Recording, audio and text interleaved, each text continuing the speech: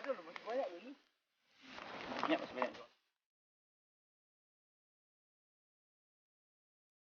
Biar ada kebul-kebulnya. Yang ditanam ya kita lihat sendiri ada sekitar 2 hektar.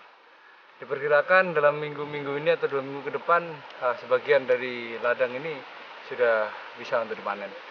Nah, ini upaya kita untuk supaya tidak bocor sampai ke luar. Nah, dari kita putuskan untuk naik dan kita babat. Tersangkanya sendiri udah Ya, untuk tersangka sendiri kami di sini nyampe memang sudah tidak ada karena kami memang nyampe udah sore. Dan yang kita lihat memang medannya tidak mungkin seorang polisi atau berpakaian preman pun masuk area sini yang orang lain tidak mungkin lewat. Jadi orang yang lewat sini hanya orang kebun aja. Jadi apabila ada orang asing mereka udah pasti langsung melarikan diri.